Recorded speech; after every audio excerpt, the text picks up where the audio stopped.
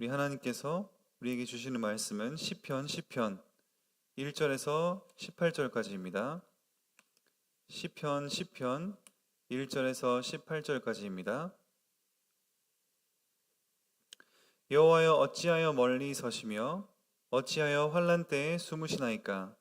악한 자가 교만하여 가련한 자를 심히 압박하오니 그들이 자기가 베푼 꾀에 빠지게 하소서.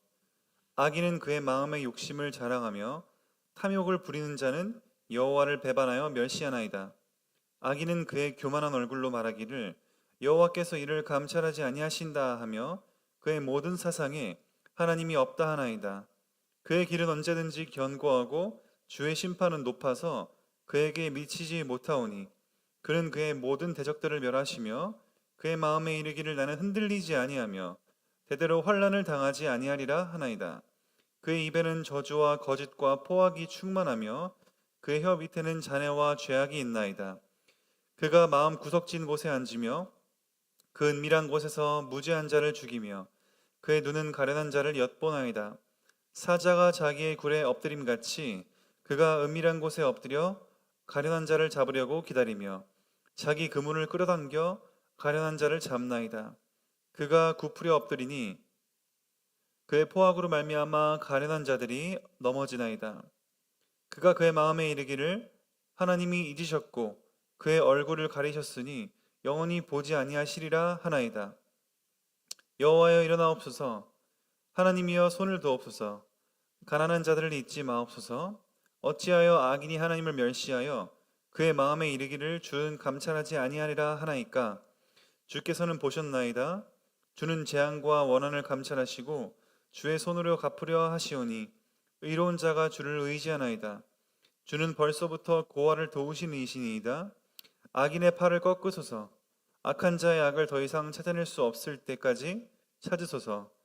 여호와께서는 영원 무궁하도록 왕이시니 이방 나라들이 주의 땅에서 멸망하였나이다. 여호와여, 주는 겸손한 자의 소원을 들으셨사오니 그들의 마음을 준비하시며 귀를 기울여 들으시고 고아와 압제당하는 자를 위하여 심판하사 세상에 속한 자가 다시는 위협하지 못하게 하시리이다. 아멘. 오늘 말씀의 제목에 하나님이 없다고 말하는 세상에서 라는 말씀의 제목을 갖고 있습니다. 이 편은 시편 9편과 우리 시편 어제 9편과 한 시로 봅니다.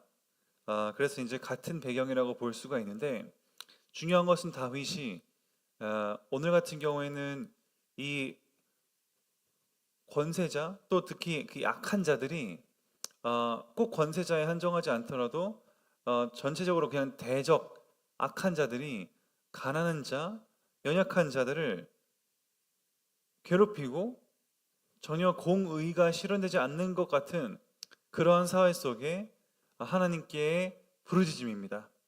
근데 여기에 어떤 그런 표현들을 봤을 때 다윗이 정말 하나님을 향해서 진짜 다윗의 믿음이 하나님이 지금 주무시고 계시는지 하나님께서 정말 얼굴을 가리셔서 보지 않고 있으신 상황인지 그런 것들을 우리는 잘 봐야겠습니다. 하나님이 나라를 버리셨냐? 하나님께서 우리를 정말 버리신 것이냐를 우리는 이제 그런 어떤 배경을 어떻게 이해하고 읽느냐에 따라서 이 해석이 완전히 달라질 수가 있습니다. 하나님은 전지전능하시고 하나님은 모든 것을 아십니다. 우리 개혁주의 신학에서는 우리는 분명히 하나님은 절대의 주권을 가지고 계시고 이 세상 만물을 통치하고 계십니다. 그렇다면 하나님이 우리 마음처럼 즉각적인 반응을 일으키실 때도 있지만 하나님은 침묵하실 때도 있는 것이지요. 악한 자가 권세를 잡았을 때 그 악한 자를 당장 징벌하지 않으시고 하나님은 기다리실 때가 있으신 것입니다. 근데 오늘 뭐라고 써 있습니까? 1절부터 보면은 악인들이 교만하도록 하나님이 그냥 두시는 장면을 볼 수가 있습니다. 여호와여, 어찌하여 멀리 서시며 환난 때에 숨으시나이까? 다윗이 신자로서 체감하는 표현은 이런 것입니다. 하나님은 멀리 서 계시고 이 땅에 관여를 안 하신다는 느낌인 것이죠. 어찌 환난 때에 숨으십니까? 근데 하나님이 진짜 숨으셨을까요? 어, 그게 아니지요. 악한 자가 교만하여 가련한 자를 심히 압박하오니 그들이 자기가 베푼 꾀에 빠지게 하소서. 악인은 그의 마음의 욕심을 자랑하고 탐욕 부리는 자는 여호와를 배반하여 멸시하나이다. 자, 보십시오. 이미 지금 사회가, 그리고 이미 악인들은 하나님을 향한 마음 자체가 하나님을 배반하고 멸시하는 그 마음 상태에 이른 것입니다. 그리고 악인은 4절에 그의 교만한 얼굴로 말하기를 여호와께서 이를 감찰하지 아니하신다. 이게 무슨 말입니까? 악인들이 악행을 저지르고 또 하나님을 배반하는 행동을 하더라도 하나님은 별 어떤 리스폰스, 별 대응을 안 하신다. 별 한마디로 죄를 지어도 괜찮다라는 지경에 이르렀다는 것입니다. 그래서 그의 모든 사상에 하나님이 없다 하나이다. 아예 이 세계관 자체에 하나님이란 존재가 없어져 버린 시대. 악인이 마음껏 뛰놀며 활개를 쳐도 하나님이 침묵하시는 시대. 그러면서 5절에 그의 길, 악인들은 뭐라고 합니까? 언제든지 견고해서 주의 심판은 높아서 그에게 미치지 못한다고 생각을 하는 것입니다. 하나님보다 자기가 더 높다는 그러한 인식. 그러면서 그의 모든 대적들을 멸시하고 그의 마음에 이르기를 나는 흔들리지 않고 대대로 환난을 당하지 않을 것이다. 심지어 대대로 환난을 당하지 않을 것이다 라는 극도의 어떠한 교만함과 자기 의가 나타나고 있는 상황입니다. 그의 입에는 저주와 거짓과 포악이 충만하고 그 혀 밑에는 잔해와 죄악이 있다. 그러면서 은밀한 곳에서 무죄한 자를 죽이고 완전히 공의와 정의와 공정이 무너진 것이지요. 은밀한 곳에서 무죄한 자를 죽이고 그의 눈은 가련한 자, 연약한 자들을 엿보고 사자가 자기의 굴에 엎드림같이 그가 은밀한 곳에 엎드려 가련한 자를 잡으려고 기다리며 자기 그물을 끌어당겨 가련한 자를 잡나이다. 보십시오. 완전히 이러한 사회, 저희가 흔히 볼 수 있는 사회겠습니다.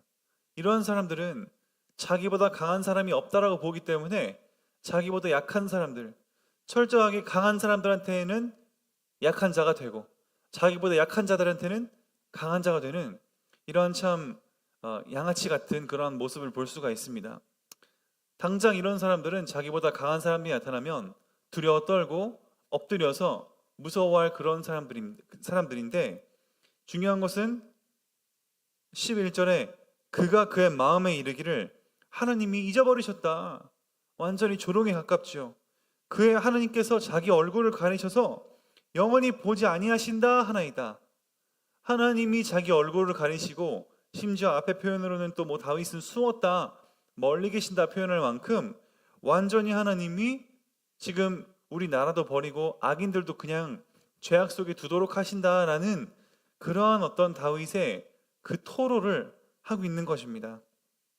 그러면서 여호와여 일어나옵소서, 마치 지금 주무시고 계시는 것처럼 12절에 여호와여 일어나옵소서, 하나님이여 손을 드시옵소서, 또 가난한 자들을 잊지 마시옵소서.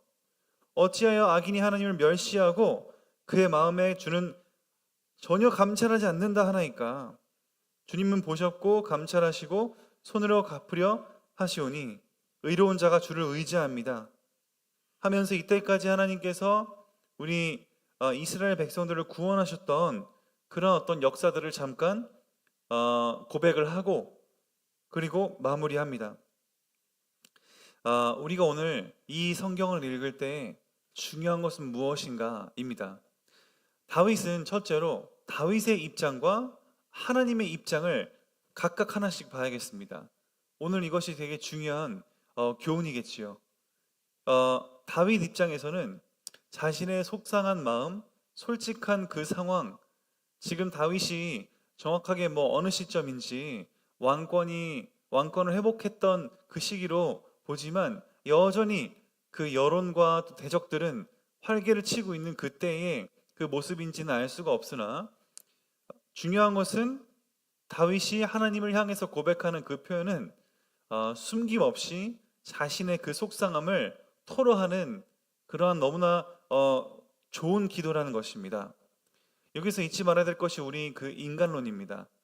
우리는 하나님의 형상을 닮아서 진노하고 분노하고 또 속상하기도 한 그 감정들을 그대로 닮았기 때문에 그러한 표현들을 할 수가 있습니다. 예를 들어서 다윗이 자기의 백성들 또 자신의 그 사회가 무너져가고 공의와 정의가 무너져갈 때에 아무 감정을 안 느낀다라고 하면은 그거는 어떻게 봐야겠습니까? 그것은 무관심하다고밖에 볼 수가 없고, 때로는 또 무책임하다고 볼 수밖에 없고, 아마 더 나아가서 사이코패스적이라고 볼 수가 있겠습니다. 자기 주위의 사람들과 자기가 아끼는 그러한 백성들이 그냥 악인의 강포에 의해서 처참하게 이렇게 당하고 있는데 나는 아무렇지도 않다라고 말하는 것은 어쩌면 굉장히 냉철하는 것 정도가 아니라 사이코패스적이라고 할 수가 있겠지요. 그것은 하나님의 성품을 닮지 않은 모습입니다. 다윗은 지금 상황이 나아진다 안 나아진다를 떠나서 다윗의 입장에서는 어찌됐건 솔직하게 자신의 마음을 고백하면서 하나님께 간구하고 도움을 요청하는 그러한 기도를 드리고 있는 것입니다. 이것도 굉장히 좋은 기도입니다. 우리 성도님들은 자신의 어려운 상황을 하나님께 의지하십니까? 그리고 항상 고백하시고 토로하십니까? 아니면 이것도 유치하고 뭐 믿음 없다라고 생각해서 이런 것도 못 넘어선다라고 생각해가지고 자신을 또 다시 자신만의 성벽을 쌓으십니까? 되게 기도의 중요한 어떤 그런 모습입니다. 우리가 자칫하면 신앙생활을 많이 했는데 이런 것 하나 내가 못 넘어설까, 이런 어떤 감정 하나 컨트롤 못할까라고 해서 스스로 자신만의 또 성벽을 세우고 자신을 가둬놓는, 그래서 하나님과의 대화와 관계를 스스로 단절시키는 그러한 모습들을 저는 많이 봤었습니다. 그러나 전혀 그렇지 않습니다. 그 자체가 벌써 뭡니까? 자신의 의로움을 앞세우는 것이고, 반대로 악인들과 공의가 무너졌다라고 하는 사람들을 향해서 오히려 자신이 더 자신의 의로움과 자신의 그 영광을 스스로 만들고 있는 그런 교만의 상태에 또 동시에 빠져 있다라고 볼 수가 있습니다. 우리는 신앙의 연조가 오래됐든 안 됐든, 우리는 뭔가 더 많이 알든 못 알든 날마다 동일하게 고백할 수밖에 없는 것은 뭐냐면, 하나님의 은혜가 없으면 살 수가 없고, 하나님의 은혜가 없으면 나는 한순간도 또 어떠한 판단도 할 수가 없다라고 하는 그 우리 마음이 신앙인으로서 바른 마음이겠습니다. 근데 신앙생활, 다윗도 특히 여러 하나님을 경험했고, 골리앗과의 싸움도 경험했었고, 사울과의 도망에서 하나님은 구원해 주시는 것도 경험했고, 여러 가지 그런 인도를 받다고 해서 내가 이런 것도 경험했는데 내가 이런 것도 약한 모습을 보여서 되겠는가? 전혀 그렇게 생각하시면 안 되는 것입니다. 우리는 우리의 솔직한 감정을 고백하는 것이 하나님께는 영광이 되는 것입니다. 왜냐하면 하나님은 자신의 형상으로 창조된 인간이 그런 어떤 지정의를 가지고 스스로 그런 상황 속에서 하나님과 만나기 위해 고백하는 그런 다윗을 기뻐하신다는 것이죠. 반대로 나 이런 것도 못 넘어서서 이런 것은 뭘 고백하냐, 이렇게 뭘 토로하고 무슨 그런 감정까지 이렇게 속상한 마음을 비춰야 되냐라고 하는 분들은 그 순간만큼은 뭘 놓치는 겁니까? 하나님과의 관계를 놓치는 것입니다. 하나님의 은혜의 통로를 스스로 막는 것입니다. 그것은 자신이 믿음이 좋다라고 하는 반증이 아니라 완전히 자신이 교만하다고 하는 반증밖에 안 되는 것이지요.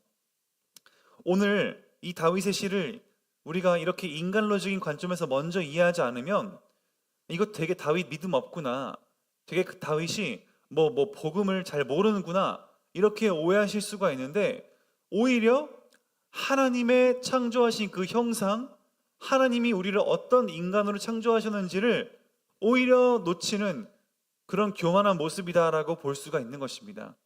우리는 우리가 가진 하나님의 속성들, 그대로 하나님한테 토로할 수 있어야 되는 것입니다. 이게 얼마나 건강합니까? 사람한테 술이나 퍼마시고 호프집 가서 술 퍼마시고 그냥 꽐라가 돼가지고 그냥 해롱해롱 거리는 대신 다윗은 하나님을 향해 철저하게 자신의 감정을 토로하면서 하나님과의 관계를 최대한 개선하고 있지 않습니까? 그 모습 자체가 바로 너무나 솔직하고 또 하나님과의 관계를 회복하는 기도다. 일단 1차적으로 이러한 어떤 우리 인간론, 인간이 어떠한 부분인가? 하나님의 지정을 닮았기 때문에 우리는 하나님의 지정의를 닮은 사람으로서 그 감정을 솔직하게 느끼고 토로할 수 있는 존재다. 그리고 그것이 곧 하나님의 성령의 위로를 받는 아주 중요한 기도의 관계이고 통로다라는 사실을 1차적으로 인지하고 가셔야겠습니다. 그것이 그러면 다윗의 편으로 본 것이라고 한다면 2차적으로 하나님 편입니다. 하나님 편에서는 어떻게 봐야겠습니까? 그러면 여기 문자 그대로 다윗처럼 1절에 하나님은 멀리서 계시고 숨어 계시는 겁니까? 하나님은 악인들이 고백하는 것처럼 우리 11절에 하나님의 얼굴을 가리셔서 영원히 보지 않겠다라고 하나님은 그냥 숨어 계시는 겁니까? 그러면 전지전능하지 않죠. 하나님은 그런 하나님이 아닙니다.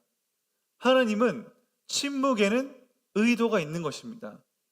저는 이것을 보면서 오히려 하나님 정말 무섭다 이렇게 생각했습니다. 무섭다. 왜 그런지 아십니까? 하나님이 진짜 여러분 이렇게 한번 비유를 해보겠습니다. 부모가 자식을 혼내지 않고 자식이 잘못하는데도 불구하고 또 그냥 아무렇게나 살도록 하는 것은 부모가 자식을 사랑한다는 겁니까? 아니면 아예 무관심하다는 겁니까? 부모는 자신에게 관심이 없다는 것은 자녀를 버린 것입니다. 저는 이 성경이 그렇게 보여집니다.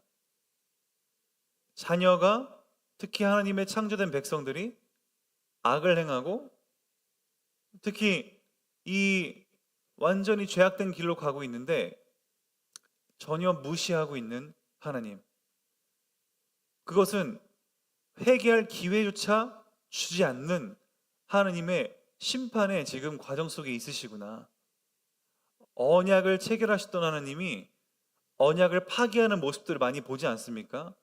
그러면서 그 이스라엘이 포로된 상태로 있다가 얼마 뒤에는 새로운 선지자를 세워서 하나님은 또다시 언약을 체결하는 모습을 보게 됩니다.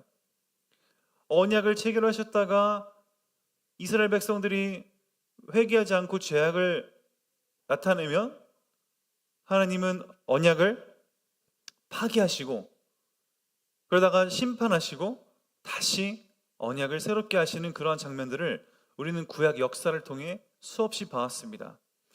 하나님의 언약 파기의 시점에 오면은 하나님이 아무리 이스라엘 백성들이 부르짖고 뒤늦은 후회를 해도 하나님의 심판은 멈추지 않았습니다.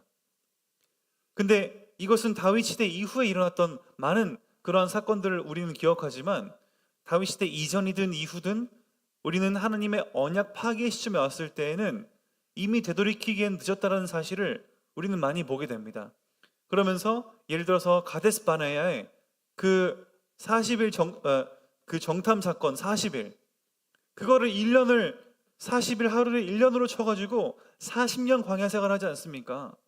그리고 1세대가 다 죽기 전까지는 가나안 땅 들어갈 수 없다. 이때는 모세 시대의 하나님의 언약 파기의 시점이었습니다. 불신앙의 죄, 자업자득의 결과. 그러면서 2세대를 준비하시는 하나님. 다윗 이후에는 뭡니까?